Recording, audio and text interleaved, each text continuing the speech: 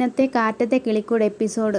നിധി കയറി വന്നപ്പോഴത്തേനെ അച്ഛനെ കാണുന്നു. ഈ മനുഷ്യനെല്ലാം ചെയ്യേണ്ടത് ചെയ്തു വെച്ചിട്ട് ഇപ്പം തലയും താഴ്ത്തി ഇരിക്കുന്ന കണ്ടില്ലേ? എൻ്റെ ശിവനെ, വന്ന പാടെ എൻ്റെ മെക്കിട്ട് തന്നെയാണല്ലോ. എന്താ മോളെ ഇങ്ങനെ നിൽക്കുന്നത്? ഒന്നുമില്ല. ചില ആളുകൾ നമ്മളെ സഹായിക്കാൻ വേണ്ടി ചെയ്യും, ഒന്നും അറിയാത്ത ഭാവത്തിലിരിക്കും. അത്തരം കാര്യം കൈകാര്യം ചെയ്യാൻ വേണ്ടത്. അച്ഛനും നിധി മനസ്സിലോർക്കുക. നീ അപ്പം കരുതിക്കൂട്ടി പ്ലാൻ ചെയ്ത് വന്നിരിക്കുമല്ലേ? അതെ, കരുതിക്കുട്ടി പ്ലാൻ ചെയ്ത് വന്നിരിക്കുക. എന്തിനാവോ എന്തോ അച്ഛനെ വറുത്തെടുക്കാൻ. ഏട്ടത്തി വാ, കയറി വാ. നികേഷ്, ഒരു മിനിറ്റ്, ഞാൻ പോയെന്ന് ആരതി എടുത്തോണ്ട് വരട്ടെ. നിധി വന്നതല്ലേ ഉള്ളൂ, വന്ന ഉടനെ ആരതി എടുക്കാം. ഇതെന്തോ ഹിന്ദി സീരിയലോ? വാ ഏട്ടത്തി, കയറി വാ. ഇവൾ എനിക്കിട്ട് പണിയാൻ വേണ്ടി തന്നെ വന്നതാ. എന്തായാലും നോക്കാം. ഏട്ടത്തി വാ, ഇവിടെ ഇരിക്കുക. എന്നാൽ മോളെ, ഞാൻ കുടിക്കാൻ കുറച്ച് വെള്ളം എടുക്കാം. വേണ്ട സുഭാഷ് ഏട്ടാ. ഏട്ടത്തി തിരികെ വന്നതിന് ഞങ്ങൾക്ക് വലിയ സന്തോഷമുണ്ട്. അല്ല, സാർ എവിടെ പോയി? പുറത്ത് പോയോ, വീട് വിട്ടു പോയോ? അല്ല, ആ മുറിയിലേക്ക് പോയിട്ടുണ്ട്. അവനെന്തിനാ ആ മുറിയിലേക്ക് പോയത്? അവൻ അങ്ങോട്ട് പോയാലേ ഏറ്റവും വലിയ കുഴപ്പം. ഇനി ക്ലീൻ ചെയ്യാൻ വല്ലതും പോയതാണെന്നൊന്നും അറിയത്തില്ല. ഇവിടുന്ന് ഇങ്ങോട്ട് വന്നപ്പോഴാണ് റൂമിലോട്ട് കയറി പോകുന്നത്. ഞാൻ വരുന്നത് കൊണ്ടാണോ നേരത്തെ പോയി റൂമിൽ പോയി ഇരിക്കുന്നത്? വരുന്ന കാര്യം അറിഞ്ഞിട്ടില്ല, ഞാൻ പറഞ്ഞിട്ടുമില്ല. ഇനി എന്തിനാ അവിടെ പോവരുതെന്ന് ചോദിച്ചു കഴിഞ്ഞാൽ എന്താണെന്ന് കാര്യം ചോദിക്കത്തില്ല, അതുകൊണ്ട് പറഞ്ഞില്ല. എന്നാൽ ഞാൻ പോയിട്ട് അവനെ കൂട്ടിയിട്ട് വരാം. വേണ്ട സുഭാഷ് ഏട്ടാ, ഞാൻ പോയിക്കോളാം. എടാ, അവനെ അങ്ങോട്ട് പറഞ്ഞയക്കേണ്ടായിരുന്നു. ഞാൻ പറഞ്ഞയച്ചതല്ല, തനിയെ പോയതാണ്. ഈശ്വര, ഞാൻ സ്വപ്നം കാണുകയാണോ? ഹലോ, ഞാൻ തന്നെയാണ് വന്നിരിക്കുന്നത്. നിങ്ങൾ പോകുമെന്ന് പറഞ്ഞിട്ടാണ് ഞാൻ ഇങ്ങോട്ട് വന്നത്. സുഭാഷ് ഏട്ടൻ പറയുന്നു ഇതിൻ്റെ പേരിൽ ഞാൻ അവളെ ഇറങ്ങിപ്പോവോ? എന്നാൽ ഞാൻ പോയി നോക്കിയിട്ട് വരാം. സുധീഷ് ഏട്ടൻ അവിടെ എന്തെടുക്കുകയാണ്? ഏട്ടത്തി തിരിച്ചു വന്നത് കണ്ടില്ലേ? വന്നേ. സുധീഷ് അപ്പോഴത്തേനെ കട്ടിലേക്ക് ചരിയുന്നു. സുധീഷ് ഏട്ടാ എന്തായി കാണിക്കുന്നത്? എനിക്ക് തിരിച്ചു വന്നെന്ന് അറിഞ്ഞപ്പോൾ ചെറിയൊരു ബോധക്ഷയം. ചുമ്മാ നാടകം കളിക്കാതെ ഇങ്ങോട്ടൊന്ന് ഇറങ്ങി വന്നേ. ഈ മേഡം വരുമെന്ന് ഞാൻ അറിഞ്ഞതേ ഇല്ല, എന്നോടാരും പറഞ്ഞതുമില്ല. ഇനി ഈ മുറിയിലോട്ട് ഞാൻ വരികയില്ല. എന്നാൽ നിധി കിടന്നോ. നിനക്ക് എന്താടാ അവിടെ പണി? മാപ്പാക്കണം ബ്രദേഴ്സ്, ഞാൻ അവിടെ പ്രവേശിച്ചു പോയി. മേഡം വരുമെന്ന കാര്യം ഞാൻ അറിഞ്ഞില്ല, എന്നോടാരും പറഞ്ഞില്ല. തെറ്റ് പറ്റിപ്പോയി, പൊറുക്കണം. ഇവൻ എന്താടാ പറ്റിയത്? ആർക്കറിയാം. ഏട്ടത്തി, ഹോസ്റ്റലിലെ ഫുഡ് ഇഷ്ടമായില്ലെന്ന് തോന്നുന്നു. അതെങ്ങനെ മനസ്സിലായി? അത് കഴിക്കുന്ന കണ്ടപ്പോൾ മനസ്സിലായി.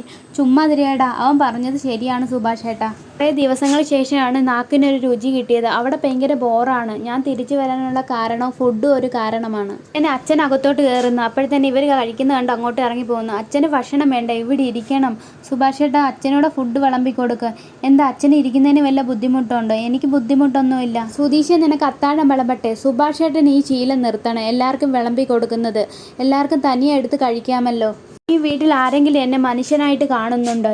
ഈ വീട്ടിൽ ഇത്രയും പേരുണ്ടായിട്ട് ഒരാൾ എനിക്ക് വേണ്ടി പറയാനുണ്ടോ? ഈ വീട്ടിൽ ഞാൻ ഒറ്റയ്ക്കായി പോയതുപോലെ. കഴിക്കുന്നതിൻ്റെ ഇടയിൽ പച്ചമുളക് കഴിച്ചാൽ ഭയങ്കര ഡിസ്റ്റർബൻസ് ആണല്ലേ നികേഷ്? ശരിക്കും ഡിസ്റ്റർബൻസ് തന്നെയാണ്.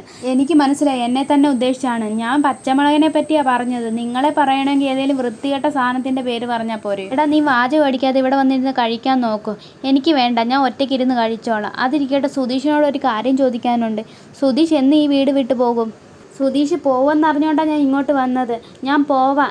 ഈ രാത്രി തന്നെ പോകണമെന്ന് നിർബന്ധമില്ലല്ലോ. നാളെ നേരം വെളുത്തിട്ട് പോയാൽ പോരെ? എടാ, നീ എവിടെ പോവാനാ? ചുമ്മാതിരിക്കും, വെറുതെ എന്നെ സ്നേഹം കാണിക്കണ്ട. ഞാൻ പോയിക്കോളാം. ഒരു വീടില്ലാത്തവൻ 1000 വീട് കാണുമെന്നല്ലോ പ്രമാണം. അങ്ങനെയുണ്ടോ? നീ നോർത്ത് ഇന്ത്യയിലായിട്ടോ ഒന്നെങ്കിൽ പോകുന്നെങ്കിൽ റൂട്ട് ഞാൻ പറഞ്ഞുതരാം. എവിടെ താമസിക്കണമെന്ന് ഞാൻ പറഞ്ഞുതരാം. കുറേ നാളായല്ലോ നോർത്ത് ഇന്ത്യ എന്ന് പറയുന്നത്. നിങ്ങൾ അവിടെ പോയിട്ടുണ്ടോ? അവിടെ താമസിച്ചിട്ടുണ്ടോ? അവിടെ കണ്ടിട്ടുണ്ടോ? നിങ്ങൾ വായടച്ചൊന്നും മിണ്ടാതിരിക്കും. വായടച്ചാൽ ഞാൻ എങ്ങനെ ആഹാരം കഴിക്കുവടാ? ഇവിടെ ഇപ്പോൾ ഒരു പ്രകാശം പോലെ. അല്ലേടാ, ഏട്ടത്തി തിരിച്ചു വന്നത് നന്നായി. ഏട്ടത്തി പോയപ്പോഴാണെങ്കിൽ ഈ വീട് പഴയതിലും മോശമായിരുന്നു. 40 വാട്ട്സ് ഇപ്പോൾ 1000 വാട്ട്സ് ആയതുപോലെ. നിധി അച്ഛൻ്റെ മുഖത്ത് നോക്കുന്നു. അല്ല, ഞാൻ ഇത്തിരി കൂട്ടി പറഞ്ഞതാ. 100 വാട്ട്സ് പോലെ. അല്ലെങ്കിൽ തന്നെ ആ പിള്ളേരെ മോന്ത കാണുമ്പോഴേ അറിയാമല്ലോ. ഇവൻ്റെ പിന്നെ ഫിലിം അടിച്ചു പോയതുകൊണ്ടാണ് ഇങ്ങനെ ഇരിക്കുന്നത്. ഞാൻ പോവാന്ന് പറഞ്ഞിട്ട് സുധീഷ് അങ്ങോട്ട് പോകുന്നു. എടാ, ആഹാരം കഴിച്ചിട്ട് പോയി. എനിക്ക് വേണ്ട. കുറച്ച് കഴിയുമ്പോൾ സുധീഷ് ഏട്ടൻ തന്നെ എടുത്ത് കഴിച്ചോളൂ. കാണിക്കുന്നത് പിറ്റേന്ന് രാവിലെയാ. സുഭാഷ് ഏട്ടൻ പറഞ്ഞ സാധനം എല്ലാം ഉണ്ടോയെന്ന് ചെക്ക് ചെയ്ത് നോക്കൂ. ഇവിടെ സാധനമില്ലാത്തതുകൊണ്ട് ദൂരെ പോയി ഞാൻ മേടിച്ചുകൊണ്ട് വന്നത്, സുഭാഷ് ഏട്ടന് വേണ്ടി മാത്രം. പിന്നെ സുഭാഷ് ഏട്ടൻ മാത്രമാണോ ആഹാരം കഴിക്കുന്നത്? എന്തിനാടാ ഇങ്ങനെ ചിരിക്കുന്നത്? എന്ത് തമാശ കേട്ടോട്ടാ ചിരിക്കുന്നത്? ഇപ്പോൾ പനി മാറി നിനക്ക് നോർമലായോ? ഏട്ടത്തി വന്നപ്പോഴത്തേനെ എനിക്ക് നോർമലായി. നിധി വരുമെന്ന് എനിക്കറിയാമായിരുന്നു. നിധി ഈ വീട്ടിലേക്ക് വരുമെന്ന് വിശ്വാസവും ഉണ്ടായിരുന്നു. ഇങ്ങാർ ഈ വീട്ടിൽ മോങ്ങിക്കൊണ്ടിരിക്കുന്നത് നമ്മളല്ലേ കണ്ടുള്ളൂ എന്ന് ഹരീഷും നികേഷും കൂടെ പറയുന്നു. എന്താ നിങ്ങൾ ചിരിക്കുന്നത്? എന്നെ കളിയാക്കി ചിരിക്കുവാണോ? അതൊന്നും അല്ല ഏട്ടത്തി. എന്തിനാ നിധിയെ കളിയാക്കുന്നത്? എന്താവശ്യത്തിനാ? ഞാനിവിടെ ഉള്ളപ്പോൾ എന്തിനാ നിധിയെ കളിയാക്കുന്നത്? ഹലോ, അല്ല, നിധി എന്തിനാ കളിയാക്കുന്നതെന്ന് ഞാൻ ചോദിച്ചതാ. അത് എനിക്ക് ചോദിക്കാൻ അറിഞ്ഞൂടെയോ? അല്ല, ഞാനിവിടെ വരുമെന്ന് നിങ്ങൾക്ക് എങ്ങനെ അറിയാം? അതൊക്കെ അറിയാം. ഏട്ടത്തി, എനിക്ക് പനി ആയതുകൊണ്ട് വന്നതാ. പനി ആയതുകൊണ്ടൊന്നും അല്ല വന്നത്. നിധി ഇവിടെ വരുമായിരുന്നു. ഇത്രയും പ്രശ്നങ്ങൾ ഉണ്ടായിട്ടില്ല. കഴുത്തിലെ താലി നിധി അഴിച്ചു കളഞ്ഞിട്ടില്ല. അതുകൊണ്ട് ഈ വീട് ഉപേക്ഷിക്കില്ല എന്ന് എനിക്ക് ഉറപ്പുണ്ടായിരുന്നു.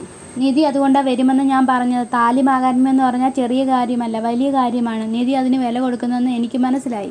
താലി കെട്ടിക്കൊണ്ട് വന്ന വീടല്ലേ എന്ന് കരുതി തിരിച്ചു വരുമെന്ന് എൻ്റെ മനസ്സ് പറഞ്ഞു. താലി ഊരി സുധീഷിൻ്റെ കൈ കൊടുക്കുന്നു. ഇതുള്ളത് കൊണ്ടാണ് ഇങ്ങോട്ട് വന്നേന്ന് വിചാരിക്കേണ്ട. ഗോൾഡാണ്, സൂക്ഷിച്ചു വെച്ചോ. വെറുതെ കിടക്കുന്ന ചെയിനാണെന്നാണ് കരുതിയത്. ഇതൊരു താലിയുടെ ഭാരമുണ്ടെന്ന് ഞാൻ അറിഞ്ഞില്ല. ഇതെനിക്ക് വേണ്ട എന്ന് പറഞ്ഞ് നിധി അങ്ങോട്ട് പോകുന്നു. എടാ കഷ്ടം, നിനക്ക് നാവടച്ച് വെറുതെ മിണ്ടാതിരുന്നൂടെ എടാ? അങ്ങനെ ചോദിക്കും സുഭാഷ് ഏട്ടാ. ഏട്ടൻ വെറുതെ ഇരുന്ന ആളിനെ പോയി തോണ്ടി. ഇപ്പം എന്തായി? അവൾ ഊരി അറിയുമെന്ന് ഞാൻ വിചാരിച്ചില്ലടാ. എടാ ഇങ്ങനെ ഒരുത്തനായിപ്പോയല്ലോ. താലി ഊരി തന്നപ്പോൾ സൂക്ഷിച്ച് വെക്കാൻ പറഞ്ഞു. ഇനി തിരിച്ചു വന്ന് ചോദിക്കുമായിരിക്കും.